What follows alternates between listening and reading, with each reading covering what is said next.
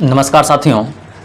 यदि हम लोगों के सामने कोई भी प्रश्न आती है तो उसके ऊपर 100 बार विचार करना चाहिए, उसके बाद उसके ऊपर विश्वास करना चाहिए। साथियों, यदि आप ईश्वर पर विश्वास करते हैं तो उसके बारे में 100 प्रश्न अपने मन में उत्पन्न कीजिए और अपने आप से पूछिए, क्या यह वास्तव में हो सकता है क्या?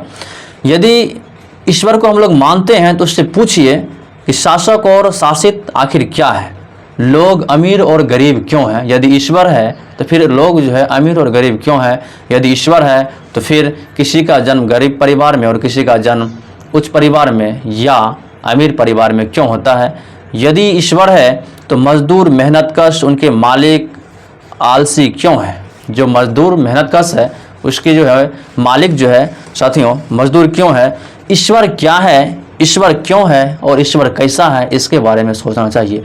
यदि मान लीजिए कोई शहर है, यदि उसका नाम हो साथियों तो पता चलेगा ना कैसा शहर है, कहाँ है, किस प्रकार का है। यदि किसी व्यक्ति के बारे में यदि हम लोग जानते हैं, उसका नाम जानते हैं, उससे पता चलता है, देखते हैं उसको कैसा है नहीं है। उसी प्रकार से ईश्वर को भी हम लोग क्या करेंगे, पहले उसके बारे में सोचेंगे, विचारेंगे, उसके बाद हम विश्वास करेंगे। यदि आप अपने ज़िंदगी में, अपने जीवन में किसी भी बात को अपने तर्क के अनुसार से, तर्क की कसौटी पे कस कर नहीं देखे, नहीं सोचे समझे, तो फिर आप जिंदगी क्या जिए साथियों। किसी भी तरह से आप अंधभक्ति में मत डूबे रहिए। चलिए साथियों, ईश्वर पे चर्चा करते हुए हम लोग आगे बढ़ते हैं। ईश्वर संबंधित प्रश्न के विश्लेषण का वास्तविक अर्थ है तत्व संबंधी सभी मामलों का सविस्तार और संपूर्णता में विश्लेषण करना। ईश्वर संबंधित जो दर्शन के विश्लेषण का वास्तविक अर्थ है, इसका वास्तविक अर्थ क्या है? सभी मामलों का सविस्तार और संपूर्णता से उसका विश्लेषण करना, उसके बारे में जानना। ईश्वर से संबंधित सत्य को अनावृत करने के लिए हमें अनुसंधान करने होंगे। सत्य से संबंधित, ईश्वर से संबंधित उसका जो सत्य है साथियों, उसके बारे में हम लोगों को अनुसंधान करना होगा। किसी वस्तु के बारे में शोध का मूलभूत सिद्धांत उस वस्तु के यथार्थ को पहचानना है। यदि किसी भी वस्तु का जो मूलभूत सिद्धांत होता है उसके बारे में हम लोग जानते हैं, उसी प्रकार से ईश्वर का भी तो कुछ ना कुछ मूलभूत तो होगा, उसको हम लोग जानेंगे, पहचानेंगे। यह जानना है कि वह क्या है। साथियों, यदि हम लोग कोई भी वस्तु खरीदते हैं उसके बारे में पहले जानते हैं यह क्या है, उसका कार्य क्या है। मान लीजिए यदि हम एक ड्राइवर रखते हैं तो उसके ऊपर 100 सवाल करते हैं, आपके पास गाड़ी चलाने की जो है तजुर्बा कितने दिनों की है, आपके पास लाइसेंस है या नहीं है, अनेक प्रकार की बातें उनसे पूछते हैं। इसलिए ईश्वर को यदि हम लोग मानते हैं तो उससे हम लोग तर्कपूर्ण बात क्यों नहीं कर सकते हैं। उसके बाद में यह पता लगाना कि वह क्यों है, यदि है भी तो उसके बारे में पता लगाना कि वह क्यों है। फिर यह जानना कि कैसे, उसके बाद जानना है कि यह कैसे है, तदंतर यह समझना कि वह कहाँ है, और अंत में यह जानना कि वह अस्तित्व में कब से है। हमें इन जिज्ञासाओं को आगे रखकर उसके स्पष्ट उत्तर खोजने होंगे। उसके बाद साथियों हमको देखना होगा आखिर वह कहाँ है, वह अस्तित्व में क्या है, उसका अस्तित्व क्या है। इन सभी बातों का हम लोग स्पष्ट जो है प्रमाण खोजना होगा। हमें प्रश्नों से घबराने की आवश्यकता नहीं है, हमें किसी भी प्रकार के प्रश्नों से घबराने की आवश्यकता नहीं है। हमें बिना किसी अवरोध और बाधा के निष्पक्ष तरीके से अध्ययन करना होगा। हम लोगों को किसी भी प्रकार की बाधा से जो है उसे निष्पक्ष रूप से, निष्पक्ष तरीके से उसके बारे में अध्ययन करना होगा। दार्शनिक रूप से सत्य होने का अभिप्राय है मुद्दों को लेकर तार्किक होना। यदि आप दार्शनिक रूप के में सोचते हैं तो उससे सत्य का अभिप्राय यह है कि किसी भी मुद्दे को लेकर और उसके बारे में तर्क के साथ सोचना और होना। हमारे उद्देश्य को देखते हुए दोनों परस्पर संबंध है। हमारे जो साथियों उद्देश्य से देखते हुए दोनों क्या है, परस्पर जो संबंध है। इसलिए यह प्रमाणित करना है कि ईश्वर निसंदेह है। इसलिए साथियों प्रमाणित यह कर देना है कि ईश्वर क्या है, निसंदेह है, ईश्वर से कोई डरना नहीं है। वह वास्तव में सर्वव्यापी, सर्वज्ञ और सर्वशक्तिमान है। वह साथियों यदि वास्तव में सर्वव्यापी, सर्वज्ञ और सर्वशक्तिमान है, असंभव होगा यदि इन 6 या 7 प्रश्नों का उत्तर ना खोजा जाए। यदि वह सर्वशक्ति है, सर्वज्ञ है और साथियों सर्वशक्तिमान है तो उसके लिए 6 प्रश्नों का उत्तर ना खोजा जाए, क्या यह हो सकता है? इस प्रमाण इस प्रमाणन के लिए जितने भी तरीके जरूरी हो उनका परीक्षण किया जाना आवश्यक है। इसके प्रमाण के लिए जितने भी तरीके जरूरी है उसका साथियों परीक्षण किया जाना जरूरी है। ईश्वर में अंधविश्वासी व्यक्ति इस तथ्य की अपेक्षा करता है, ईश्वर में साथियों जो अविश्वासी या अंधविश्वासी व्यक्ति होता है इस तथ्य की अपेक्षा कर सकता है, वह सोच सकता है कि वह अनावश्यक और अयाचित है। जो ईश्वर में जो साथियों विश्वास करता है, जो अंधभक्त में डूबा हुआ है, वह सोच सकता है कि हम यदि उसके बारे में सवाल उठाते हैं क्या है वह गलत है। लेकिन दार्शनिक अन्वेषक के लिए यह अत्यावश्यक है। जो साथियों दार्शनिक है, दार्शनिक अन्वेषण का है, उसके लिए तो साथियों यह आवश्यक है, ईश्वर अंध आस्था से परे नहीं हो सकता है। ईश्वर जो है कभी भी अंध आस्था से परे नहीं हो सकता है। उसे केवल अज्ञानता या लापरवाही द्वारा नहीं पहचाना जाना चाहिए। उससे सिर्फ अज्ञानता और लापरवाही के द्वारा नहीं पहचाना जाना चाहिए। इसके अतिरिक्त विशेष रूप से शोधी शोधकर्ता ईश्वर को ना तो महज पाखंड समझकर नकार सकता है, ना ही अज्ञानता या अंध आस्था के आधार पर इसे स्वीकार कर सकता है। साथियों इसके अतिरिक्त जो है विशेष रूप से शुद्धि शोधकर्ता, जो शुद्ध शोधकर्ता जो है, जो ईश्वर को ना तो महज पाखंड समझ सकता है, ईश्वर को नहीं वह पाखंड समझेगा और ना ही उसे अज्ञानता और ना ही उसे अंध आस्था समझेगा। साथियों ईश्वर क्या है, ईश्वर क्यों है, ईश्वर कैसा है, ऐसे अध्येता के लिए जो दर्शन शास्त्र और ईश्वर का अन्वेषण करना चाहता है उसके पास इस प्रश्नों का उत्तर, जिज्ञासाओं का संपूर्ण समाधान होना चाहिए। जो भी साथियों अध्येता है जो दर्शन शास्त्र और ईश्वर का अन्वेषण करता है उसके लिए यह प्रश्नों का जवाब होना चाहिए, ऐसे ढंग से जो पर्याप्त आश्वशक्ति कारक हो। साथियों प्रत्येक मनुष्य तर्क करना जानता है। साथियों सभी मनुष्य जो है तर्क करना जानता है, लेकिन उसको जो तर्क कर नहीं सकता है। सिर्फ किसी के जुबानी सुनी हुई बातें, जो बोली हुई बातें के ऊपर विश्वास कर लेता है। गहन चिंतन मनन हेतु मनुष्य तर्क शक्ति से संपन्न होता है। गहन चिंतन मनन हेतु मनुष्य जो है तर्क शक्ति से संपन्न होता है। तर्क शक्ति उचित परिप्रेक्ष्य के साथ उसे सत्य तक पहुंचाती है। तर्क शक्ति जो है उचित परिप्रेक्ष्य के साथ उसे सत्य तक पहुंचाती है। साथियों कुल मिलाकर तर्क और तर्क सामर्थ्य से बचकर मनुष्य को जानवर के स्तर तक नीचे नहीं गिरना चाहिए। कुल मिलाकर तर्क और तर्क सामर्थ्य से बचकर मनुष्य को जो है जानवर से भी नीचे नहीं गिरनी चाहिए। कुछ भी बातें हो तो उसे तर्क के साथ उसे देखनी चाहिए। साथियों अपने तर्क और विवेक का दुरुपयोग करके मनुष्य ने अपने लिए अनेक कठिनाइयां पैदा कर ली है।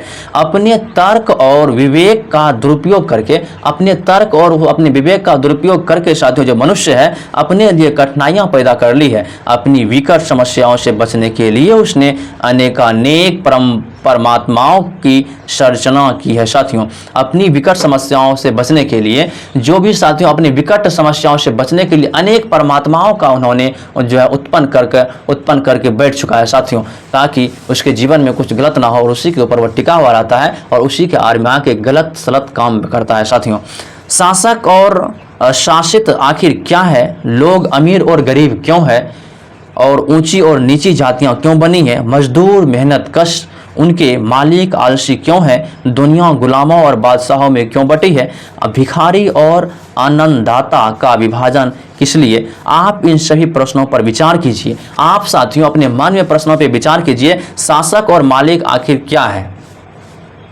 शासक और शासित आखिर क्या है, लोग अमीर और गरीब क्यों हैं, ऊंची नीची जातियों क्यों बनी है, और मजदूर मेहनतकश उनके मालिक आलसी क्यों होते हैं, दुनिया गुलामों और बादशाहों में क्यों बटी है, भिखारी और आनंददाता का विभाजन क्यों किया गया है। इन सही प्रश्नों का आप विचार कीजिए। ईश्वर किसके लिए है? क्या आप नहीं सोचते कि ईश्वर की रचना इन सब की सुरक्षा, इस असमानता को बनाए रखने के लिए है? इसके अतिरिक्त ईश्वर ने मनुष्य के लिए क्या ही किया है? क्या ईश्वर ने मनुष्य के कल्याण के लिए अभी तक कोई अच्छा कार्य किया है? क्या हमें ऐसे ईश्वर की आवश्यकता है जो केवल उन्हीं का भला चाहता है, जो बुराइयों का संरक्षण देता है? साथियों आप यदि ईश्वर के बारे में सोचते हैं तो क्या आप यह सोचे हैं कि ईश्वर की रचना सबकी सुरक्षा इस असमानता को बनाए रखने के लिए किया गया है क्या? इसके अतिरिक्त ईश्वर ने मनुष्य के लिए क्या किया है? इसके अलावा ईश्वर जो है मनुष्य के लिए क्या किया है? और क्या ईश्वर जो है मनुष्यता के कल्याण के लिए भी आज तक कोई कार्य किया है क्या? क्या हमें ईश्वर की आवश्यकता है जो केवल उन्हीं का भला चाहता है, जो बुराइयों का संरक्षण देता है? हमें ईश्वर की आवश्यकता क्यों है? ईश्वर उसी के साथ देता है, उसी का साथ देता है जो कि बुराई करता है, सुनता है, बोलता है। समाज में प्रेम, सुख, संतुष्टि और शांति के अभाव के लिए कौन जिम्मेदार है? अगर तर्क और विवेक बुद्धि से संपन्न व्यक्ति घृणा का पात्र बनते हैं, मृत्यु तक उन्हें चिंताएं घेरे रहती है, तो कौन इनके जिम्मेदार है? कहीं इसका कारण ईश्वर में घोर आस्था तो नहीं है? समाज में प्रेम हो गया, सुख हो गया, उसके बाद संतुष्टि और शांति के अभाव के लिए कौन जिम्मेवार है? यदि ईश्वर है तो फिर वह इस प्रकार का अत्याचार क्यों करता है? या ईश्वर ही जिम्मेवार है? अगर तर्क और विवेक बुद्धि से संपन्न व्यक्ति घृणा का पात्र बनते हैं, मृत्यु तक उन्हें चिंताएं घेरी रहती है, तो कौन इसके लिए जिम्मेवार है? साथियों, यदि हम इसे मूर्खता कहकर टाल देते हैं तो मानवीय अज्ञानता को इसका मूल कारण मान लेते हैं, तो प्रकृति ने मनुष्य को बुद्धि की सौगात क्यों दी है? यदि हम इसे मूर्खता कहकर टाल देते हैं, मानवीय अज्ञानता को इसका मूल कारण मान लेते हैं, मानव की जो अज्ञानता है इसका यदि हम लोग मुख्य कारण मान लेते हैं, तो प्रकृति ने मनुष्य को बुद्धि की सौगात क्यों दी? तो फिर प्रकृति के द्वारा जो है मनुष्य को बुद्धि क्यों दिया गया? यदि आपको बुद्धि दी गई है तो आप उसके बारे में अच्छी सी बातें सोच समझ क्यों नहीं लेते हैं? क्या यह कहा जाए कि मनुष्य को उसके बुद्धि मूर्खतापूर्ण कार्यों के लिए दी गई है? क्या यह कहा जा सकता है कि मनुष्य को जो बुद्धि मिली है उसके मूर्खतापूर्ण कार्यों के लिए मिली है क्या यह कहा जा सकता है कि मानवीय विवेक का काम मूर्खतापूर्ण विश्वासों के साथ जीना और मूर्खतापूर्ण कृत्यों पर अमल करना है? क्या यह कहा जा सकता है कि मानवीय विवेक का काम जो है मूर्खतापूर्ण विश्वासों के साथ जीना और मूर्खतापूर्ण कृत्यों पर अमल करना है? मनुष्य को विवेकशील प्राणी माना गया है, बावजूद इसके सभी दुर्गुण उसके भीतर है। साथियों, मनुष्य को जो है विवेकपूर्ण प्राणी माना गया, लेकिन फिर भी उसके अंदर जो साथियों बहुत सारा दुर्गुण भरा हुआ है। उसका चेहरा चिंताओं से ढका रहता है, उसमें समस्त दोष और दुर्लभताएं हैं। उसका चेहरा जो है चिंताओं से ढका रहता है और उसके अंदर जो है साथियों समस्त दोष और दुर्लभताएं हैं। उसके भीतर दूसरों के प्रति घृणा भरी रहती है और मनुष्य के अंदर जो है दूसरे व्यक्ति के प्रति जो है बहुत घृणा भरी रहती है। गद्दारी केवल मनुष्यों का लक्षण है, बाकी प्राणियों में यह नहीं पाई जाती है, जिन्हें आमतौर पर बुद्धि विवेक से रहित माना जाता है। साथियों, मनुष्य का जो लक्षण है, जो गद्दारी जो है केवल मनुष्य के ही लक्षण में होता है, बाकी प्राणियों में यह सभी नहीं पाई जाती है। विवेकवान मनुष्य में आखिर वे दुर्गुण क्यों दिखाई पड़ते हैं जो जंगली जानवरों तक में नहीं पाए जाते हैं? क्या इसके पीछे ईश्वर की रचना और विश्वास है क्या? ऐसा इसलिए है परमेश्वर की महान विशेषताओं संबंधी उसकी कल्पना अनुचित और पाखंड है। क्या इसके पीछे ईश्वर की ही रचना है क्या जो विश्वास है? साथियों, क्या ऐसा इसलिए कि परम परमेश्वरी महान विशेषताओं संबंधी उसकी कल्पना अनुचित और पाखंड है? यदि हम यह समझने और पता लगाने में असमर्थ रहते हैं कि इस दुराव्यवस्था में वास्तविक कारण क्या है, यदि हम उसके समाधान के लिए उपयुक्त सुझाव नहीं दे पाते, फिर हमारे विवेक की उपयोगिता ही क्या है? यदि हम लोग इसके ऊपर अपने मन से तर्कपूर्ण विचार अपने विवेक से नहीं कर पाते हैं, तो फिर साथियों जो हमारे विवेक की उपयोगिता है क्या है? तो हम अपना विवेक का उपयोग क्या कर रहे हैं? कुछ नहीं कर रहे हैं। इस भगवान के लिए क्या करें? क्या मनुष्य ने ईश्वर की खोज किसी प्राकृतिक विधि विधान से की है? इस भगवान के लिए हम क्या करें? क्या मनुष्य जो है ईश्वर की खोज प्रकृति के किसी भी विधि विधान के द्वारा क्या है? क्या दूसरे प्राणियों ने मनुष्य को ईश्वर को पहचानना तथा उसमें विश्वास करना सिखाया है? क्या दूसरे प्राणी जो है ईश्वर को पहचानना और ईश्वर में विश्वास करना सिखाया है क्या? यदि ईश्वर का निर्माण दूसरे प्राणियों में नहीं किया था तो यह कैसे संभव हुआ कि वह केवल मनुष्य को दिखेगा, महसूस होगा? यदि ईश्वर की जो है निर्माण या ईश्वर जो है दूसरे जो है साथियों प्राणियों के लिए नहीं बनाया गया है, तो साथियों तो क्या यदि ईश्वर का निर्माण दूसरे प्राणियों में नहीं किया था तो यह कैसा संभव हुआ, यह कैसे संभव हुआ कि वह केवल मनुष्य को दिखेगा? केवल मनुष्य को दिखेगा, केवल मनुष्य को ही महसूस होगा, मनुष्य को ही एहसास होगा, दूसरा प्राणी उसे नहीं देख सकता है। वह दूसरों को क्यों दिखाई नहीं देता है? यदि ईश्वर है तो फिर वह दूसरों को दिखाई क्यों नहीं देता है? यहाँ तक कि वे लोग जो ईश्वर को पहचानने का दावा करते हैं, उन्हें वह अलग अलग रूपाकारों में क्या दिखाई पड़ता है? यदि कोई ईश्वर को देखना चाहता है, क्या ईश्वर अलग अलग आकार में या अलग अलग वेश में दिखाई देता है क्या? ईश्वर के कार्य, उसकी शक्तियाँ और व्यवहारों में इतने ज़्यादा विरोधाभास क्यों है? ईश्वर के कार्य जो है, उसकी शक्तियाँ और व्यवहारों में इतने ज़्यादा विरोधाभास क्यों? उसके कार्य में, उसकी शक्तियों में इतना विरोधाभास क्यों है? यदि ईश्वर एक निर्मित था तो उस निर्मित का उद्देश्य क्या था? यदि ईश्वर निर्मित था, ईश्वर का यदि निर्माण किया गया था, तो उसके निर्माण में साथियों क्या उद्देश्य था? उसे बनाने का क्या कारण था? तो ईश्वर को बनाने का कारण क्या था? क्या ईश्वर के निर्माता अपने प्रयासों में सफल हुए थे? क्या साथियों ईश्वर का जो निर्माता था अपने प्रयासों में सफल हुए थे क्या? ईश्वर ने इस समस्या का समाधान दिया और अपने सृजन के उद्देश्य पर खरा उतरा था। साथियों, क्या ईश्वर अपनी निर्मित आप था? क्या ईश्वर जो है अपना निर्माण खुद अपने से किया था क्या, अथवा दूसरों के द्वारा उसे गढ़ा गया? क्या ईश्वर अपना निर्माण खुद किया था या किसी दूसरे के द्वारा उसे गढ़ा गया था? यह कैसे संभव होगा? यह कैसे संभव होता है कि लोग उसकी इच्छाओं एवं निर्देशों से विरुद्ध जाने में सफल हो जाते हैं? लेकिन ऐसा कैसे संभव हो सकता है कि लोग जो उसकी इच्छाओं और निर्देशों के विरुद्ध जाने में सफल हो जाते हैं? यदि वास्तव में ईश्वर है, वही सब कुछ रचना किया है, तो कोई भी मनुष्य जो है उसके विरुद्ध क्यों खड़े हो जाते हैं? ईश्वर को सर्वशक्तिमान बताया जाता है। ईश्वर को क्या बताया जाता है? सर्वशक्तिमान बताया जाता है। दावा किया जाता है कि वह सर्वव्यापी और सर्वज्ञ है, और दावा भी किया जाता है ईश्वर क्या है? सर्वव्यापी है और सर्वज्ञ है। सर्वव्यापी और सर्वज्ञ मतलब साथियों सबसे अधिक और सभी जगह है, और दुनिया में कुछ भी और सब कुछ नियंत्रित करने में सक्षम है। और साथियों, दुनिया में जो सब कुछ नियंत्रित करने में क्या है? सक्षम है। यदि यह सब सत्य है तो मुझे ऐसा कुछ भी बताइए जो ईश्वर ने अब तक क्या है साथियों? यदि ऐसा बात है तो हमें बताइए कि आज तक जो ईश्वर ने हम लोगों के लिए आखिर क्या किया है।